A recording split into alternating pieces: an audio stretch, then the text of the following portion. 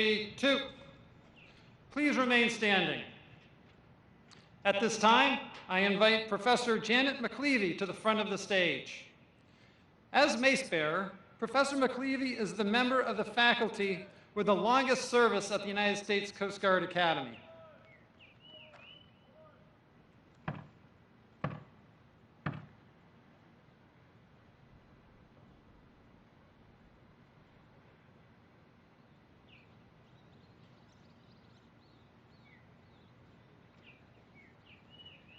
The 140th commencement exercises of the United States Coast Guard Academy are now convened.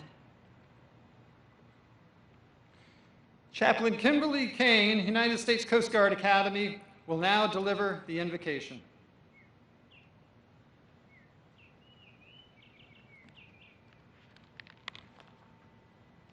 I invite you to pray with me, or observe or hold intention, as I pray aloud in my tradition.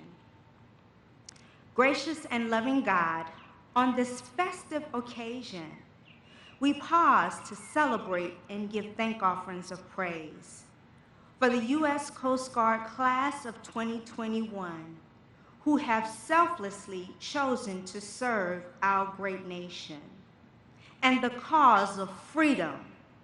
While they come from diverse backgrounds and bring with them a wide variety of life experiences, they share one thing in common, and that is, God, the desire to serve and make a difference in our world. They are the future leaders of our beloved Coast Guard and our nation, and as such represent the very best of our nation has to offer. God, we truly give thanks for their commitment, courage, and determination over these past 4 years. And we pray that you, O God, will bless their journey and continue to train them up with integrity. Lord, we are thankful for all who serve our Coast Guard, who are dedicated each day to the preservation of freedom. May your grace and mercy continue to empower these young leaders as they move to take their rightful place among the rich traditions they will inherit. Grant them, Lord, your wisdom, guidance, above all, your protection. We commend the interest of our nation to the protection of your sovereign hands. Please bless this day and this great ceremony and celebration and achievement. Through your grace we pray. Amen.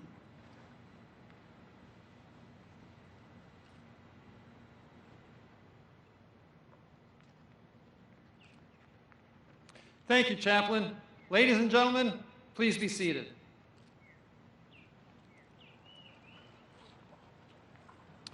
Platform party and presenters of commissions, please join the class of 2021 and uncover. All other military personnel, please remain covered throughout the ceremony. I now have the pleasure of introducing the 42nd Superintendent of the United States Coast Guard Academy, Rear Admiral Bill Kelly.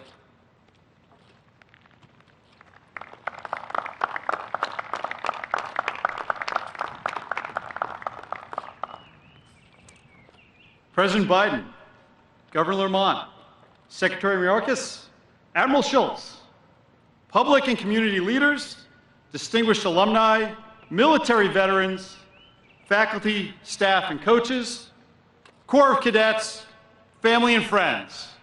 Good morning and welcome to the home of the Officer Corps for the United States Coast Guard.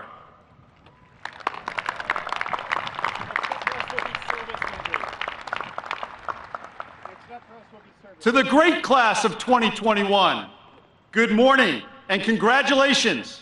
You did it. You have navigated the 200-week journey, you have led the Corps of Cadets through a global pandemic, and you have sprinted through the tape and have arrived here today at the starting blocks for what I am certain will be an amazing journey. This is certainly a great day for the Coast Guard Academy and for our Coast Guard. I'd like to take this opportunity to recognize the Coast Guard Academy Class of 2020. So many colleges and universities are holding multiple graduations this spring to recognize this year's graduates, as well as the graduates of the Class of 20 who missed out last year. We don't have that privilege in the United States Coast Guard because the officers who graduated virtually last year are standing the watch across the nation and literally around the globe today. And the cadets assembled before you will be joining them in the weeks to come. Would you please join me in a round of applause for the members of the Class of 2020 who are standing the watch?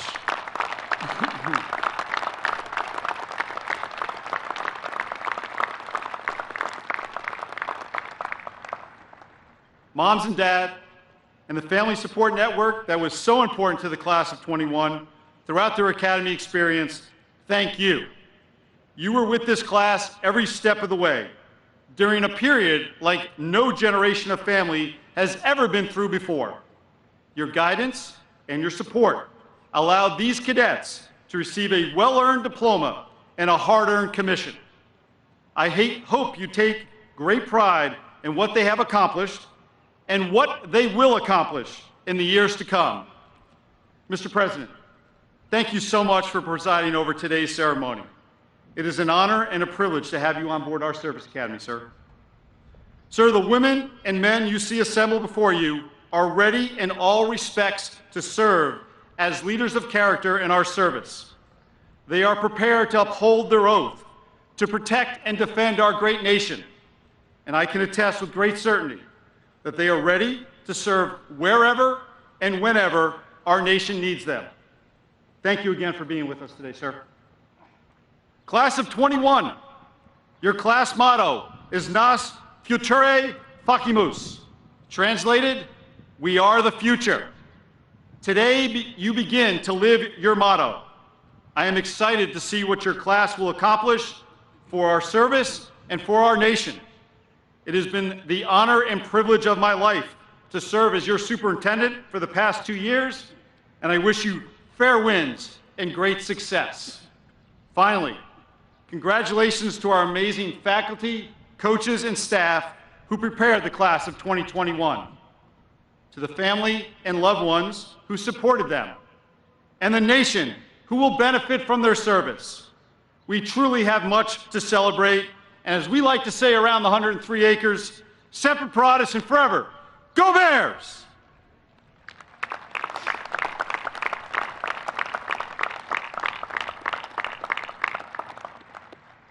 Of the 240 young men and women graduating here today with the Class of 2021, 7 are international cadets who have proudly represented their nations while greatly enriching our Academy and our Corps of Cadets.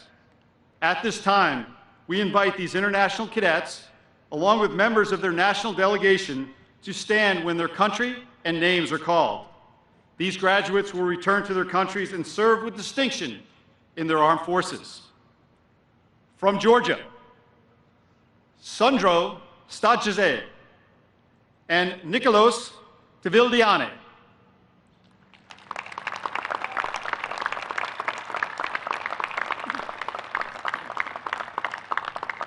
From the Philippines, Daisy Ann Lasaka Atian, Jenison Kangurungan Basilio, Diane Shira Lansangan Boswell, and Eric Joseph Dianco Noble.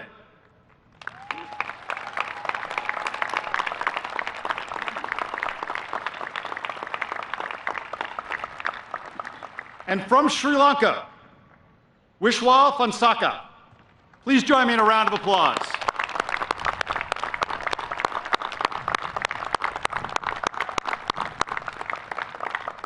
Thank you, and you may be seated. I now have the privilege of introducing this year's distinguished graduate. The distinguished graduate is the cadet who graduates with the highest military precedence average, which includes the academic, military, and physical components of the entire 200-week program. It is with great pride that I introduce this year's distinguished graduate, First Class Sean Seiler.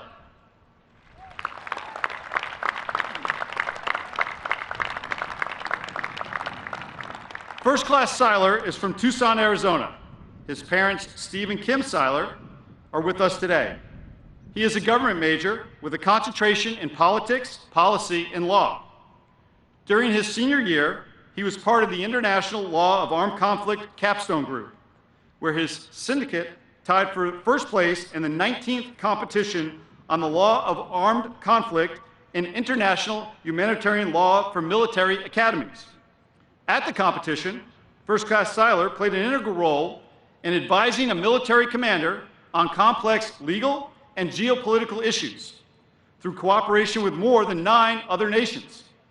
During second class year, Cadet Seiler went on exchange at the United States Air Force Academy and proudly represented the United States Coast Guard as a member of Squad 26, where he was able to forge inter-service relationships and learn about a sister service while simultaneously sharing the traditions of the United States Coast Guard. In response to the significant impact the COVID-19 pandemic imposed on students, First Class Seiler teamed up with First Class June Wenzel to create a remote tutoring program that allowed U.S. Coast Guard Academy cadets to assist students from local elementary schools with academics and mentorship. This program provided critical support to the local community during a tumultuous time and allowed cadets to continue serving their community in the COVID environment. Upon graduation, First Class Seiler will depart to Washington, D.C. and report to the U.S. Coast Guard Cyber Command. It is my pleasure to introduce the distinguished graduate, First Class Cadet Sean Seiler.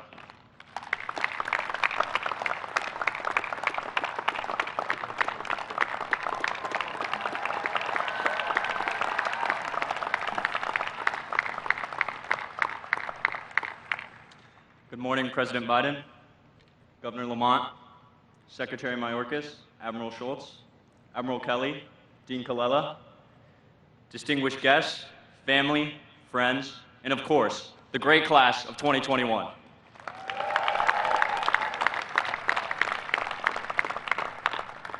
I am honored to speak to you today and humbled to act as a representative of our incredible class. Wow, it has been an unconventional year. We went from spending 3 months at home last March to returning for a 14-day quarantine in June, heading out to the fleet for summer assignments, returning for another quarantine in August, and who would have thought we would be gathered here today after 2 academic semesters sprinkled with highs, lows, and COVID scares. But today, our 200-week leadership journey comes to a close, and we stand moments away from commissioning as ensigns in the United States Coast Guard. And could there be any place more fitting for this to occur than Cadet Memorial Field? The place we completed our last push-up of Swab Summer. The place we gathered to recognize the champion of the coveted Intercompany Quarantine Cup. The place where we had snowball fights and attended countless football games. And as the name suggests, the place we honor our fallen shipmates, such as Lieutenant Junior Grade Morgan Garrett, through workouts to remember. Cadet Memorial Field is so much more than a field. It represents both the beginning and the ending of our time as cadets, and will forever be marked with our first steps as officers.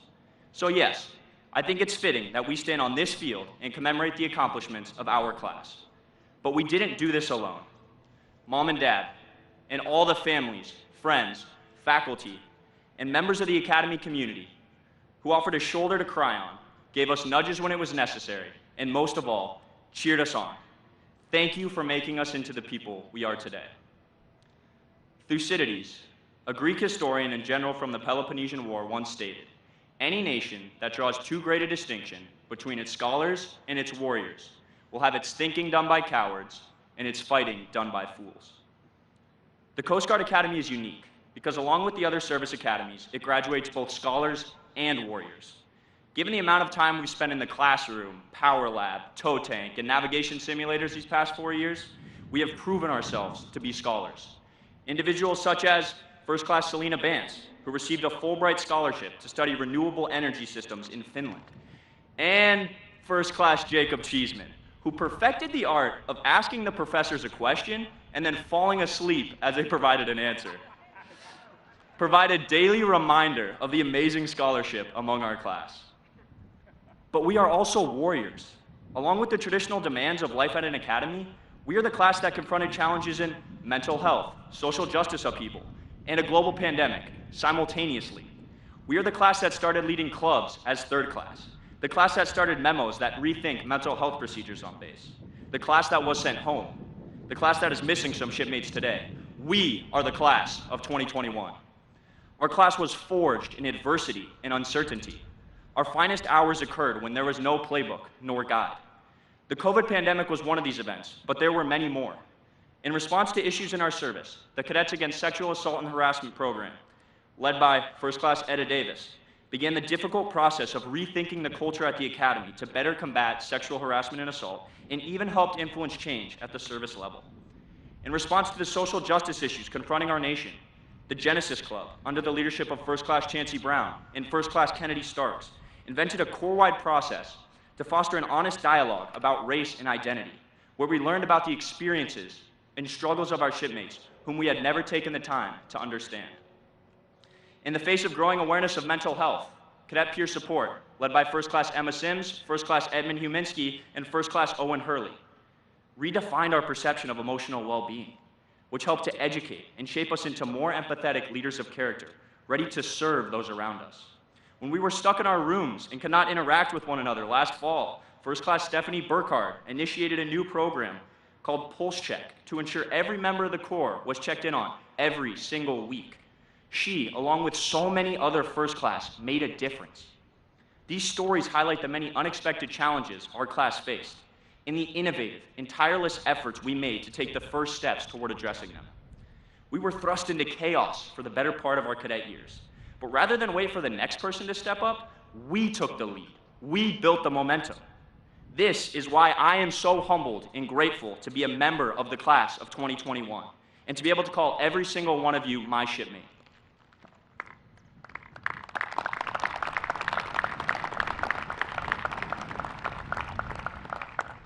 This last year has shown us just how special that relationship can be, which many of us took for granted until we were thousands of miles away from the people we were used to seeing multiple times a day. Now, did our solutions to these problems always work? Certainly not. Just ask the class council about the parking memo they routed approximately 20 times for second-class parking privileges that was recognized as completely logical and perfectly formatted, but the answer was just no. But in the end, there is nothing we would rather be known for more than the ability to be comfortable being uncomfortable, to be able to affect change in the midst of chaos. If we shift our perspective out of our academy bubble, away from the exams, sleepless nights in MAC, 0700 drill practices in the blistering cold, lengthy room inspections, regimental reviews, and metric tons of caffeine that we consumed, and take a glimpse at the challenges of our generation, we quickly realize they demand exactly what we are, leaders of character who perform at their best in a dynamic environment. And amid all this adversity, we still found ways to have fun. Remember fourth class year when then fourth class Zingarella, Ballone, and Lalonde were detained by Merchant Marine Academy security for trying to replace their ensigns with Coast Guard ensigns and put cheese all over their anchors? Or when we sailed to Cuttyhunk during coastal sail second class summer and had a lobster dinner while watching the sun set across a radiant New England sky. Think back to this past summer, during our 2-week quarantine before heading out to our summer assignments, when we were the only class on base and had no academic or military responsibilities. If you were able to dodge COVID, that was actually a pretty fun time.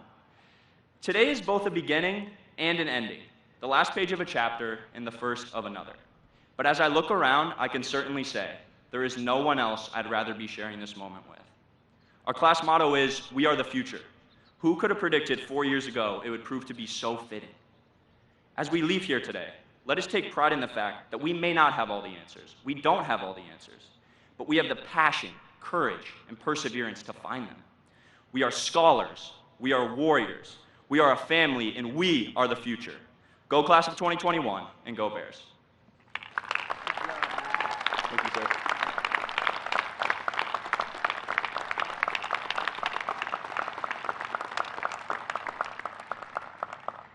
It is now my privilege to introduce the Commandant of the Coast Guard, Admiral Carl L. Schultz.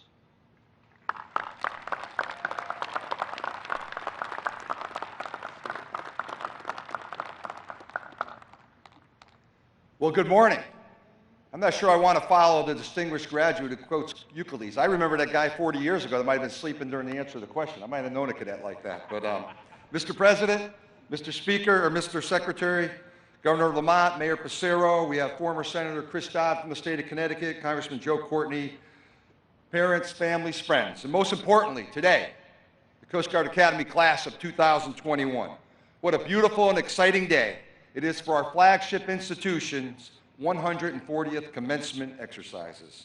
You know, it was 1 year ago, as Admiral Kelly alluded to, that him and myself, the Dean, a couple others were on this stage for an extremely well-orchestrated virtual commencement with the class of 20.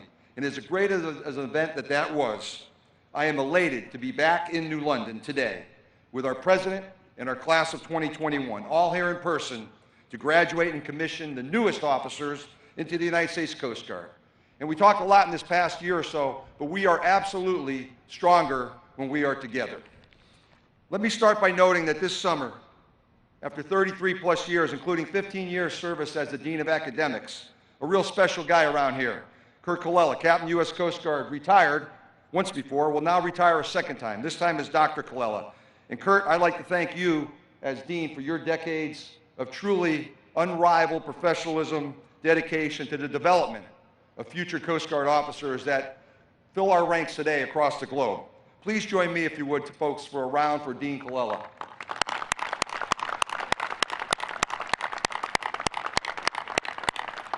And let me also take the opportunity to welcome Dr. Amy Donahue, our new provost, our first provost, who comes to our academy with a truly impressive resume. Dr. Donahue, it is great to have you on the Coast Guard Academy Bears team.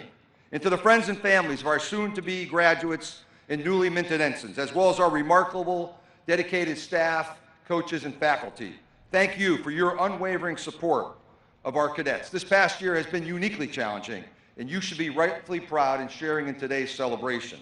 And I'd like to add my thanks to the international cadets and those senior members of the respective services here today. Our international cadets absolutely enrich the experience of our Coast Guard Academy cadets as they go out and ply the waters and interact with navies and Coast Guards and armed forces around the world. Thank you for being here these last few years. And to the class of 2021, while the 200-week cadet experience is known to be quite arduous, your class stuck together to overcome truly unique, arduous, demanding circumstances, challenges to reach this moment. And soon I will ask each of you to raise your right hand and swear an oath to protect and defend our Constitution, a written set of ideals foundational to who we are and who we aspire to be as a nation as you enter commissioned service in the United States Coast Guard, the world's best Coast Guard. Ours is an organization committed to securing the homeland, enhancing our economic prosperity, and advancing our national security interests around the globe. Ours is a big portfolio of responsibilities for a rather small service, and each of you will immediately play a significant role at your respective first units contributing to our mission success.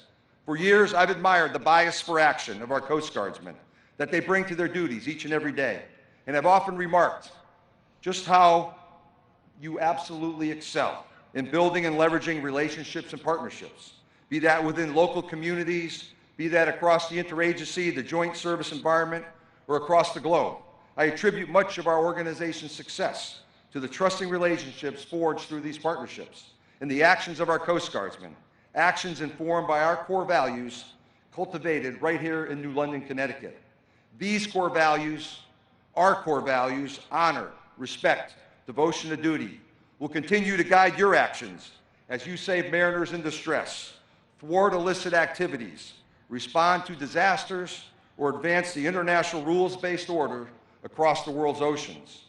And during the course of your respective careers, these core values will guide your actions, inform your actions, as you forge networks to solve complex problems and achieve common goals.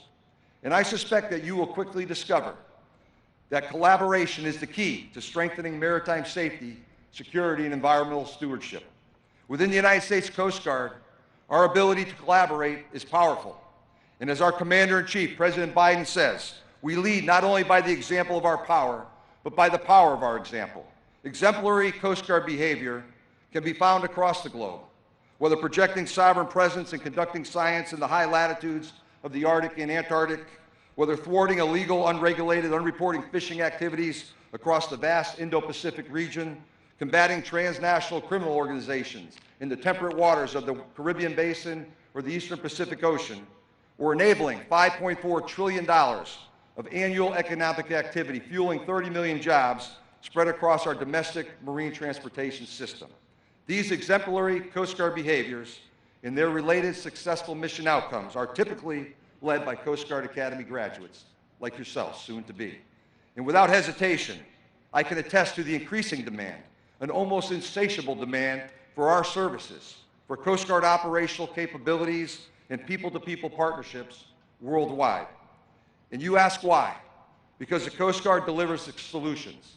We excel in the maritime domain and in a global economy where 90% of the world's traded goods are transported at sea. The maxim that maritime security is national security rings wholly true. Our mission excellence at home enables our collaboration abroad. And coastal states worldwide seek to protect their sovereign interests and bolster their maritime security.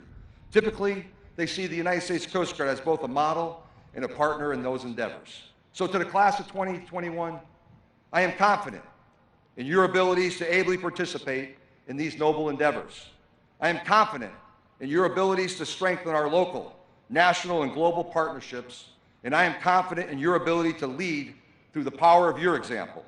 Congratulations on reaching this Commencement Day milestone, and on behalf of our entire service, I call you with welcome arms to the United States Coast Guard, and I hearken to your class motto, already heard, but we are the future.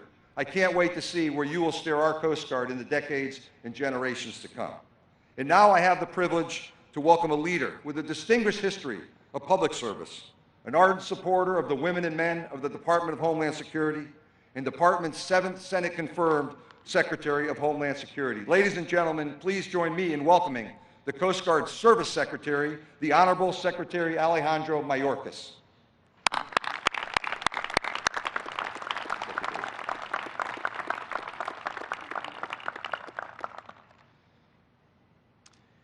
In all that we do, we have the opportunity to bring honor. We can bring honor to our colleagues, to our shipmates, to the institutions of which we are a part, to our families and communities, and to those who came before us and in whose memory we serve. Thank you, Admiral Schultz, for your distinguished leadership, for the honor you bring to the Coast Guard, to the Department, and to our nation. On this special day, and in your last moments as cadets, we celebrate your achievement, earned through your love of country and 4 years of dedication.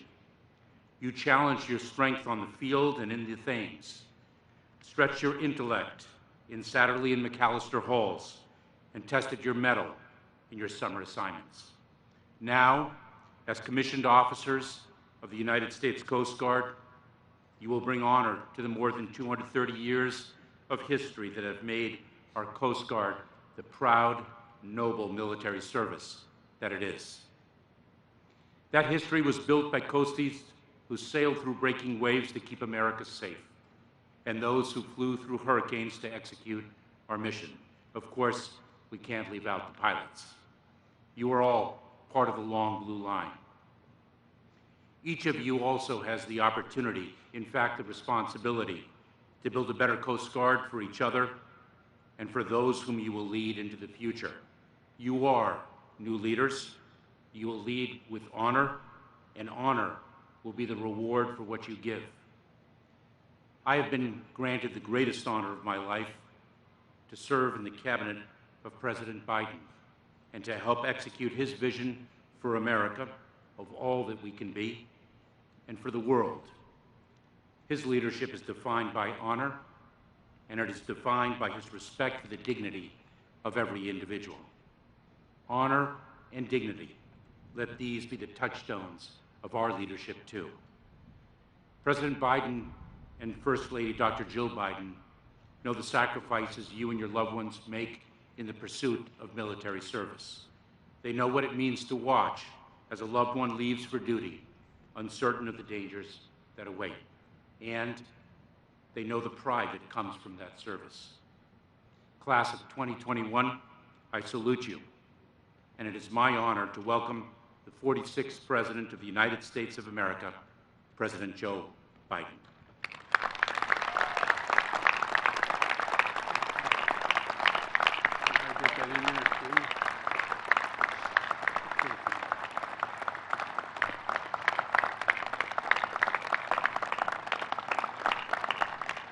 Mr. Secretary, thank you. Hello, Coast Guard Academy. I tell you what, we're going to speak for about 4 hours to see if those white uniforms last longer to keep the heat away than these poor guys in their graduation gowns here. God love you. I thought I was hot in a blue suit.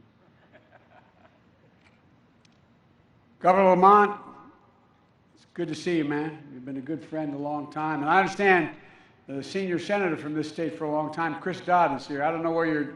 I don't think you're in the class, Chris, but you want to. Where is he? Chris, welcome, pal. One of the finest men I've ever served with in my whole career. And Mayor Pissarro, I want to thank you for being here. Thanks for the passport into town. And I want to thank again Secretary Mayorkas for joining me today as well.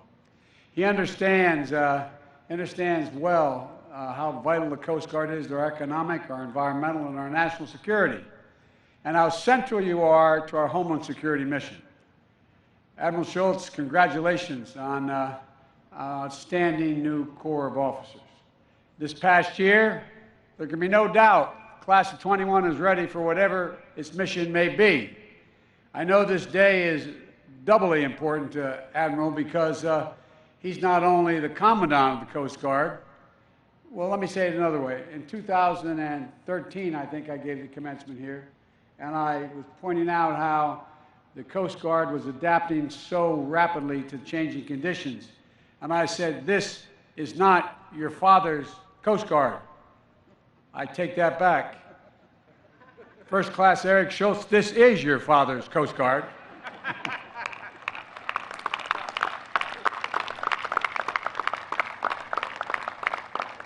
And I know it probably embarrasses me to point you out and say that, but I had a son in the United States military. He was very proud. He was a Major U.S. Army, won the Bronze Star, anyway.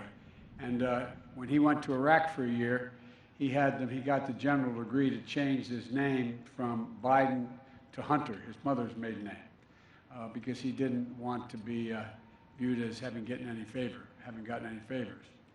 Admiral Kelly, I want to thank you and the entire staff of the Academy for your commitment in training the next generation of leaders. And I brought with me a former Academy grad who now serves as my Coast Guard Millet, Lieutenant Commander Jana, now I'm going to embarrass her, Jana McCrone of the class of 2007. As we were coming into Marine One, I thought she was going to light up like a candle. She's so excited being back here. She's an outstanding reflection of this institution. And Admiral Kelly, I want to congratulate all of you on everything you've done this year to keep this school open and running and to be as safe as it possibly can and could be in the middle of a pandemic. You know, the instructors, the cadets, the cafeteria, the support staff, public works, the campus safety team, the science department, the medical staff, the morale, well-being, and recreation team, everyone went above and beyond the normal call of duty to try to make it work, and you did. And I hear that Mrs. Paula Springer's cookies for cadets were particularly a boost in morale.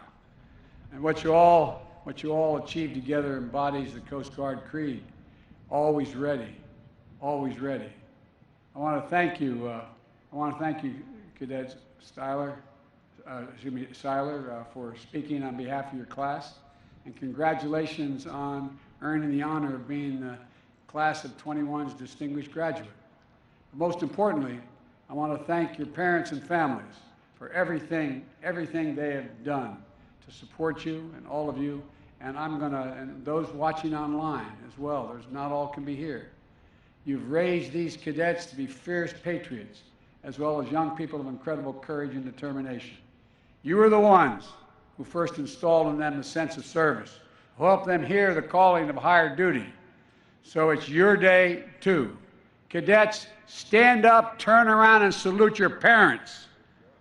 Get up, up, up, up.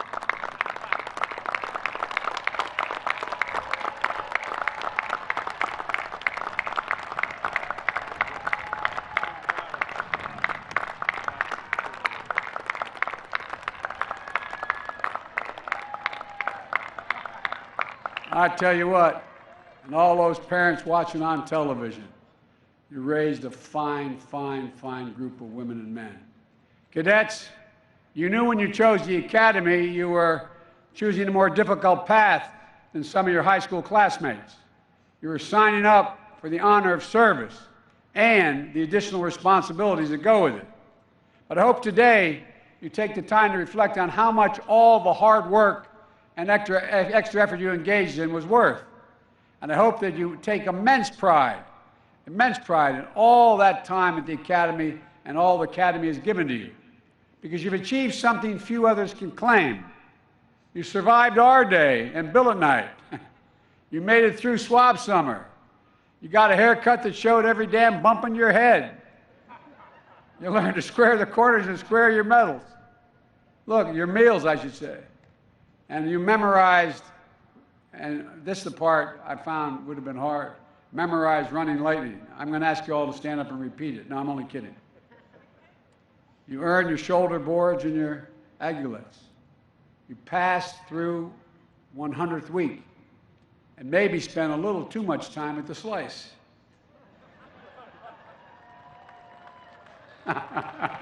You can clap. Come on, man, you're moving on. Show a little courage. And unlike all the students across the country, you had to figure out what it meant to finish your second year class with virtual instruction. The pandemic upended so much of our lives, as was mentioned several times so far. Last year's graduating class didn't get to have this ceremony in person. But the Coasties fashion that you all have, you met the threat head on. You adapted, showed your resilience, and you led. The class of 21, you were the ones to test and improve the restricted movements protocols that allowed you to return to class on campus. And with careful precautions and regular testing, you were able to go back to your lives and training here in New London to conduct your first year class in person. It certainly looked and felt different, I'm sure, but you found ways. You found ways to keep many of the Academy's traditions alive and maybe even formed a few new ones. You still were able to bring your cars on campus. You just weren't allowed to go anywhere in those cars. Oh, man, I tell you what, I'd have trouble watching my car sit there. But maybe dipping your ring in Crown Park or having your ring dance outside will be a new standard. The Super Bowl of intercompany sports may become an annual event. And by the way, congratulations to the Bravo Company, by the way, for your victory. You can clap, it's okay. Even if you lost, you got to clap. And though everything you found through it all, you found ways to excel in the classroom and in athletics. You've got 9 All-Americans in your ranks today, including record setter in the track and field 5,000 meters. And most importantly, you had each other's backs. When times got hard, you were there for one another. That's something you all learn quickly at the Academy. You can't crew the tall ship Eagle without working together. It's not possible. So the pandemic didn't change that, but it made it more important. I know we wish more of your loved ones could be here today to celebrate with you in person, packed into the stands for your big day, especially because so many of you come from families of proud traditions of service. First class Rachel Pache is about to become the 3rd generation Academy grad. Meanwhile, first class Jacqueline Tidd bucked a long tradition in her family, joined the Coast Guard, came to the Coast Guard Academy over the Naval Academy, and unlike her mother, father, uncle, and grandfather. Well, Cadet Tidd, there's a seat on Air Force One if you have to get home. It may be tough. I can only assume that you will enjoy educating your family about how the Coast Guard is, quote, the hard nucleus around the Navy forms in times of war. You're a really dull class. I mean, come on, man. Is the sun getting to you? I would think you'd have an opportunity when I say that about the Navy to clap, but being here together.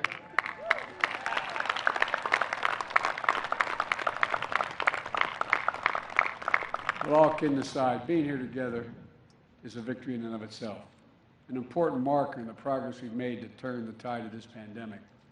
It's a testament to the skill and military discipline, sense of responsibility you already embody.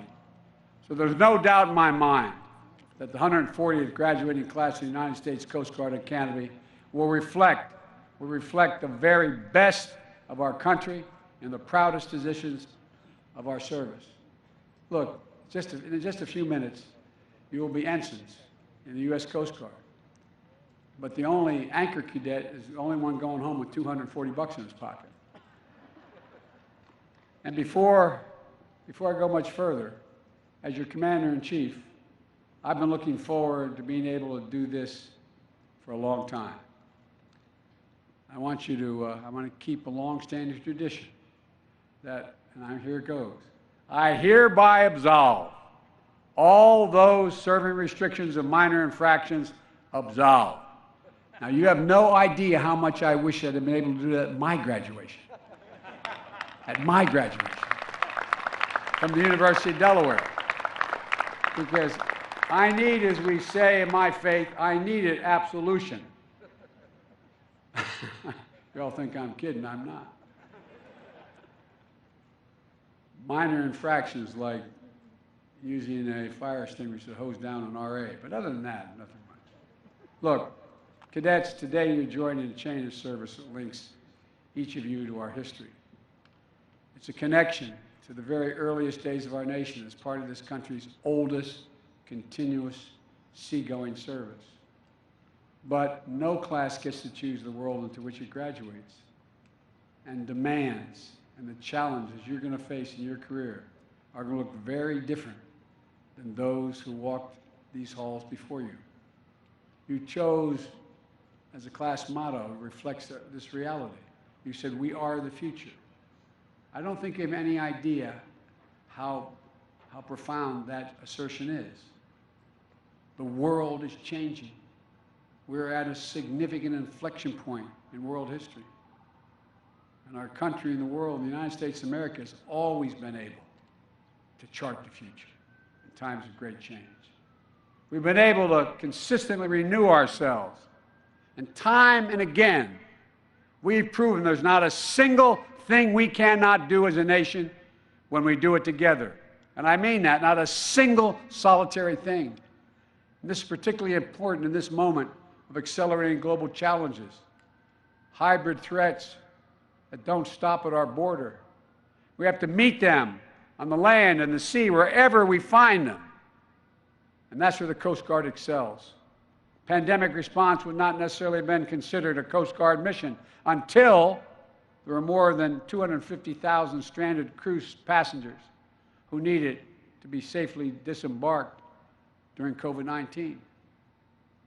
Now we see with harrowing clarity how important halting this pandemic and improving our ability to prevent and respond to the next one is in our national security. That's why 500 Coast Guard reservists have deployed in support of FEMA and other nationwide vaccination efforts. Disaster response has long been part of the Coast Guard's mission, but with the pace of climate change accelerating, we're seeing more frequent and more intense storms that call for you to respond. Last year was the most active hurricane season on record, 30 named storms. And the Coast Guard was always there to respond, even at the height of the pandemic. But you've also been a part of our response to wildfires in the West, record flooding in the heart of the country.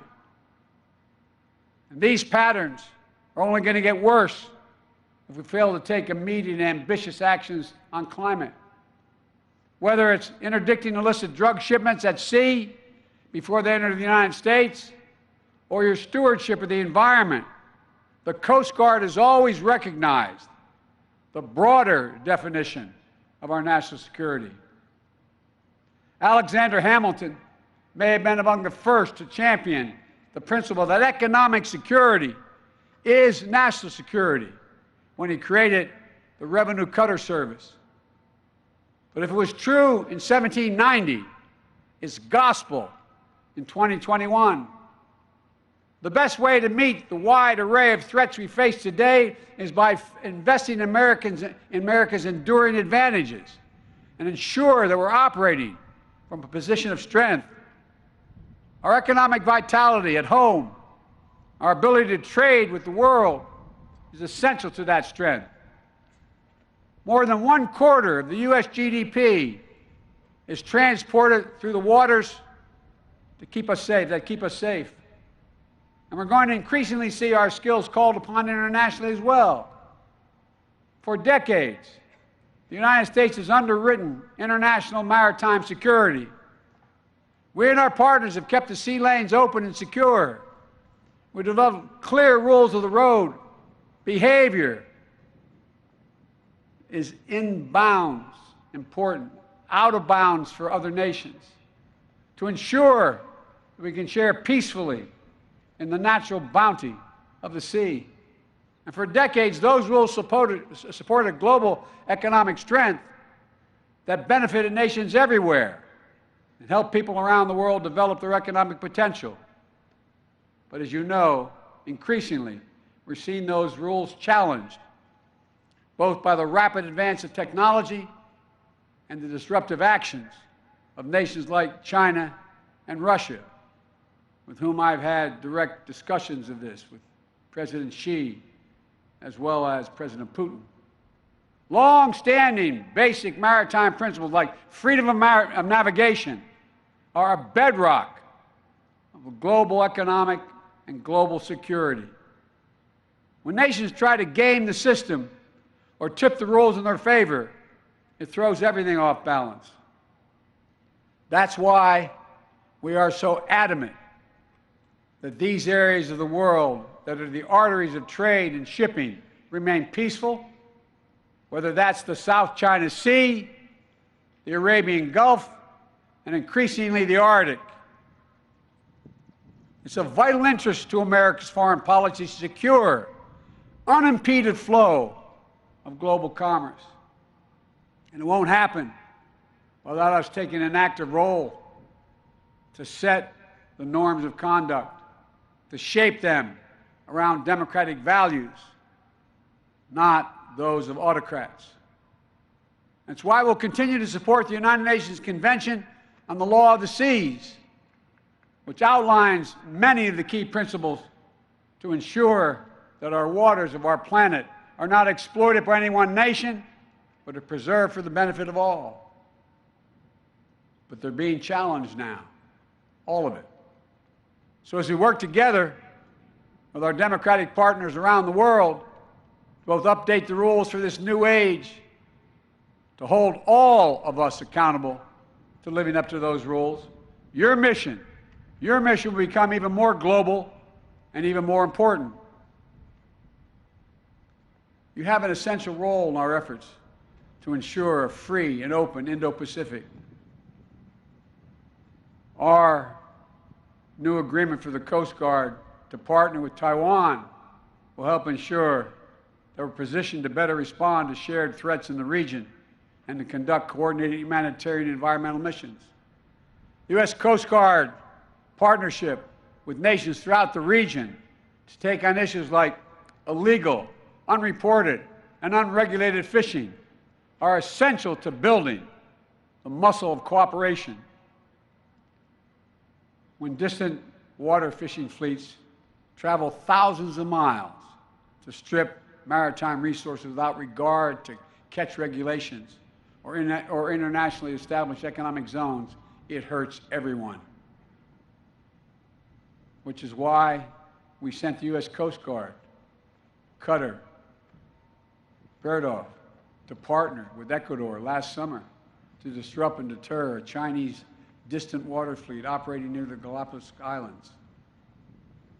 We're fielding requests from other nations all across the Indo-Pacific that are eager to partner with our Coast Guard because of your reputation of professionalism and your unrivaled skill. The Coast Guard will be an increasingly central element in our engagement in the Indo-Pacific to protect lives, to preserve the environment, to safeguard sovereignty throughout the region. In the Arabian Gulf, We're in the process of deploying 6 new fast response cutters to update Patrol Force Southwest Asia. The Coast Guard's expertise is helping our partners in the region to enforce maritime law and perform search and seizure operations. I'm sure you all saw the pictures of the enormous load of illicit weapons confiscated in the Arabian Sea, all laid out across the rear deck of the USS Monterey. Coast Guard was critical to that seizure and to keeping those weapons out of conflict in the region. Based alongside the U.S. Navy 5th Fleet in Bahrain, you have to face down harassment of Iranian fast attack boats in recent weeks.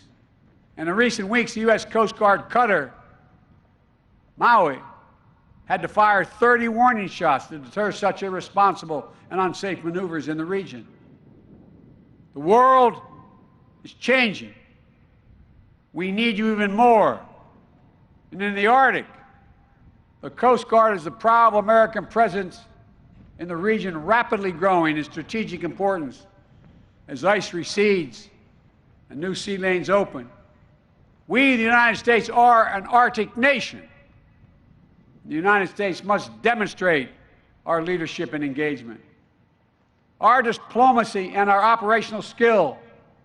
We must continue to model responsible maritime behavior and uphold clear rules of international agreements that will protect and steward this pristine environment and secure it for future generations.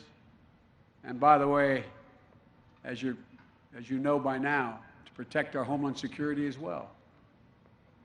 We have to make sure that every country respects these international norms. So we need modern icebreakers, yes. But just as critically, we need to stand shoulder to shoulder with those allies and partners who share our values, including indigenous communities who are the keepers of traditional knowledge about the Arctic waters. Class of 2021, it's time for you to go out and be the future, to make the future. You've learned your history and your science. You've predicted and practiced your disciplines on land and sea. You've shown that you are salty. This year, the Academy has graduated a class that is just over 1/3 women. And those, you got it.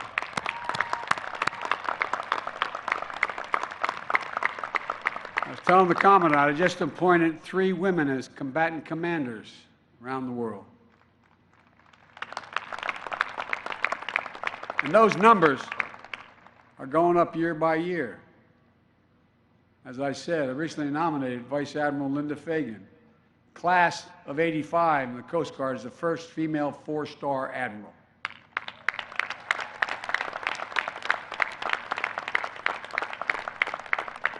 We need to see more women at the highest levels of command. We have to make sure that women have the chance to succeed and thrive throughout their careers.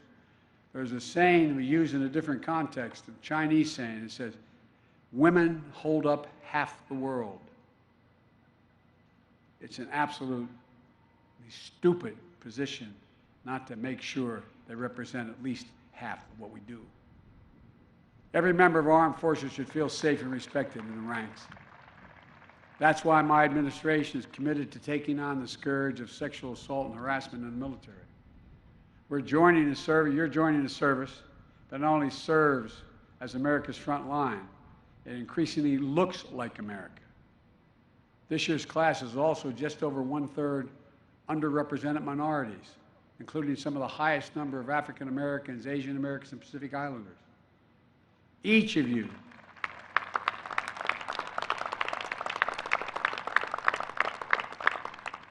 will be asked to lead people who come from different backgrounds. Your challenge as a leader is to treat every single person with equal dignity and respect and find ways to unlock everyone's talent. You know, you've already done some important work as a class, including with a class-wide equity walk and discussion groups in the wake of George Floyd's murder.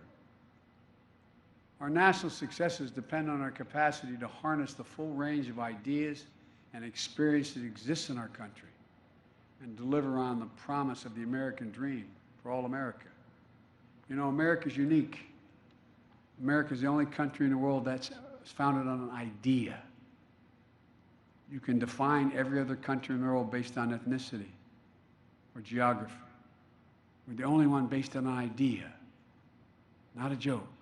The idea was, we hold these truths to be self-evident, that all men and women are created equal, endowed by their Creator with certain inalienable rights, life, liberty, the pursuit of happiness.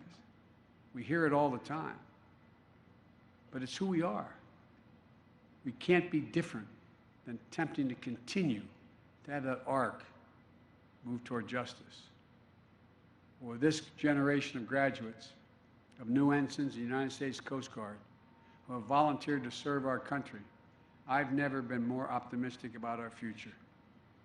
You understand in your bones that our diversity is one of the enduring advantages and inherent strengths to America. In your careers, you're going to face challenges you can't predict. You'll be asked to lead in ways and navigate new paths. But when the storms gather or the seas of life grow rough, remember the Coast Guard's marching song to sing on land and sea, through surf and storm, howling gale, high shall your purpose be.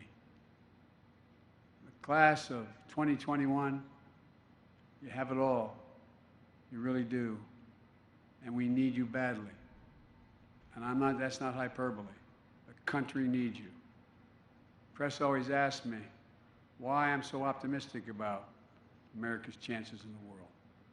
And I've said from the time I decided to run, because of this generation, you're the most progressive, best educated, least prejudiced, most open generation in American history. We need you badly. You're ready. It's time to get underway. God protect you all as you set out on your journey, and may God protect all those who wear the uniform of the United States of America. God bless America. Thank you very much.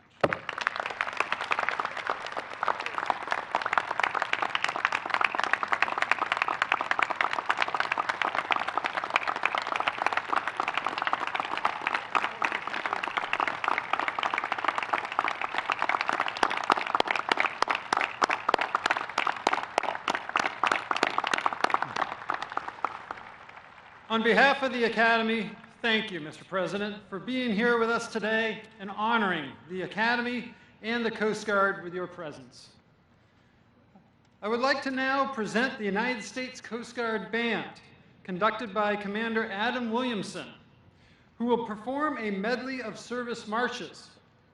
All past and present members of the military are invited to stand and sing as the band plays their respective anthem. Thank